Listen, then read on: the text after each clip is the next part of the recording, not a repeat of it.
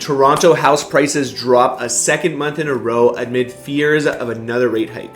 Canada's real estate market eases back into balance after a summer slowdown. Toronto's fall housing market forecast. Catatonic state will continue with more price drops to come. Interest rate hikes might be over, but don't expect housing market to flare up, as per BMO. So these are a few articles that came out over the last month here in the Toronto real estate market, the GTA market. And in this video, we're going to discuss what's been going on in our marketplace in the month of August and what our predictions are for the future here in our fall market in the GTA. Stay tuned.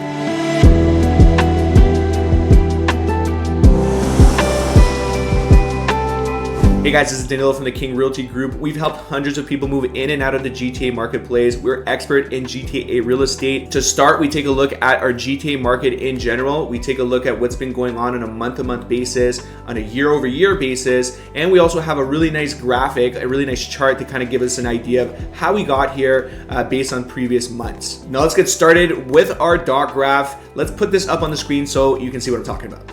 So here's our dot graph, guys, and as you can see, we go all the way back to May 2019, so we have a real clear picture as what our average price has been doing here in the GTA market over time. We have it broken up into different years, and you see here that we've had a really nice smooth run up all the way up to February of 2022, which we had kind of our highest price point ever. Since then, we had interest rate increases, which made our price point drop quite significantly for several months in a row. We kind of balanced out for a bit, dropped a bit in the winter months of last year, and we had a bit of a resurgence this year, guys. So into the spring market of 2023, you see that we did have quite a significant run up in price. This would have been a good moment to maybe list your property for sale and capture a decent price. It wouldn't have been the same price you would have gotten in 2022. However, this would have been the moment because you see that since the spring market, we've had 3 drops in a row, concluding with our final August numbers. These are the numbers we're going to talk about today. You see there's a small drop here from July to August. I would say that the number difference, the month-to-month difference from July to August aren't so significant. I really do believe that the fall market is really going to be the determining factor as to what trend we're going to go into over the next several months. We had no interest rate change from the Bank of Canada in September. September 6th was the day that they made a decision, kept it the same. So I don't know. We're going to see what happens in the fall market. We may see a resurgence of buyers trying to jump back in because there was no change. We also may see an increased levels of inventory. So these are all things that we're going to kind of track in the next little while here. Let's take a look at our month-to-month numbers because it's going to give you another layer of information to really show you what's going on. All right, guys, so here are our month-to-month numbers and added a couple new columns here. So I'm gonna explain to you what they are. As you can see here, it's active listings. And I also added months of inventory a little bit further down. Okay, and that's just gonna give us a better picture as to what type of market we're in. Are we in a buyer's market, seller's market, balanced market? And this I think is gonna be very prevalent over this next few months, so this is why I decided to add it in. Let's start at the beginning though. We're gonna break it down based on different property types, and we're talking about the GTA here, right? So it's including, Durham, even up to Peel, York region, the city of Toronto, and a few other regions around there. So we've had 2,264 sales on the detached side. Our average price is $1,416,000 and change. We have 6,887 active listings on the detached side, believe it or not. A lot of homes for sale at the moment on the detached side. Semis, we have 446 sales. Average price is $1,067,980. We had 829 active listings on the semi-detached side, a little bit tighter there. Townhomes, we've had 936 total sales, average price of $935,800, and we have 2,229 active listings at the moment. Townhouses does include both freehold and condo townhomes, just so you know. And then we have condo apartments. We have 1,600 sales here, a little bit more than that. Average price $705,572. And we have 5,455 condo units for sale in the city of Toronto or the GTA region, which is interesting to note. I'm gonna just scroll a little bit to the side here. You see that our change in sales on a month-to-month basis, a little bit of a drop in detached, pretty much the same in semis, more townhome and condo sales in the month of August compared to July. But I would say that, this isn't like a drastic change. In terms of month to month as well, not a big change. It's all lower than the month of July, yes, but slightly, right? Like we're within 5% difference in price on a month to month basis, may not be a significant change. Now, this is the part that I think is really relevant now, is this month of inventory. So I'm just gonna show you 2 things here. The month of inventory based on property type.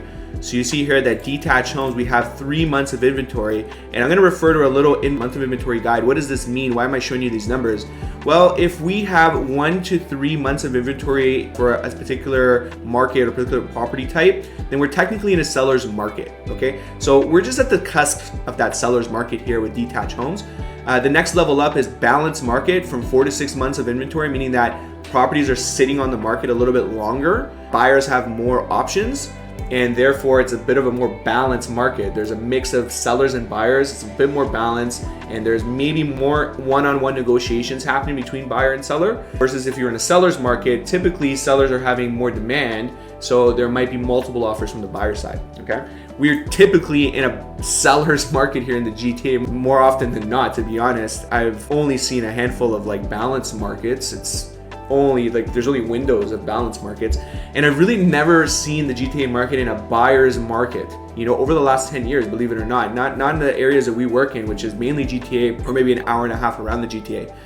So that's the deal right now with detached homes. Semis, we're at 1.86, so a little bit tighter, like I said before, less inventory, less sales. However, you know, in the seller's market side here for semi detaches.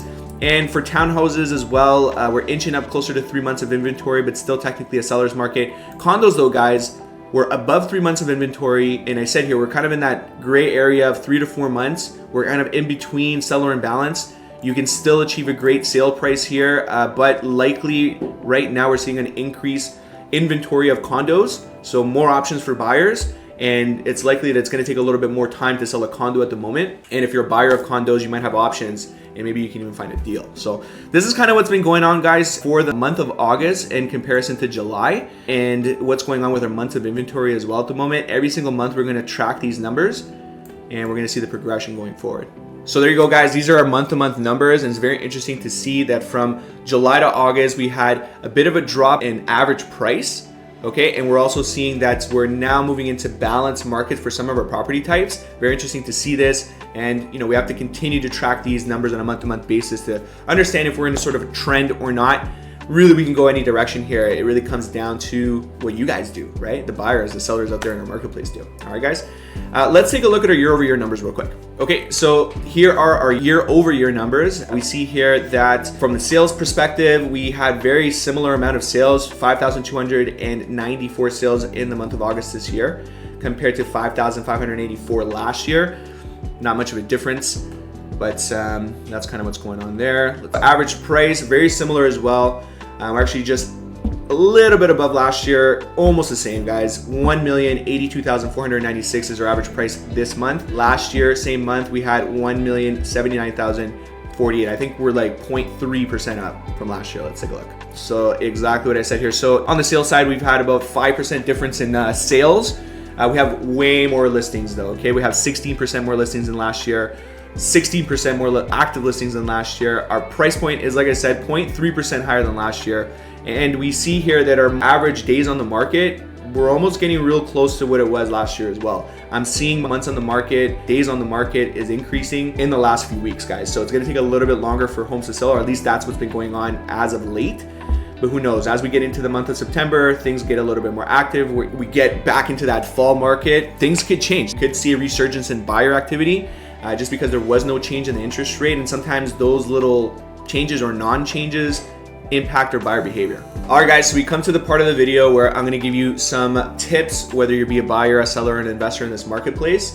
So sellers, what you gotta watch out for is timing, okay? It's really timing. Right now, the Bank of Canada did not make an interest rate change on September 6th. This could, not guaranteed, but it could cause buyer behavior and buyer demand to increase. Maybe for a small amount of time though, okay? So in this month of September, if you're like on the fence about selling, you should be, and you need to sell, okay, for whatever reason, then you should be like trying to get this on the market ASAP. I know a lot of people are trying to list their properties in this early September, in this early fall market for the same reasons, just to capture that fall market that typically is a little bit more active than others. You know, spring and fall typically are the markets where you see a bit more activity.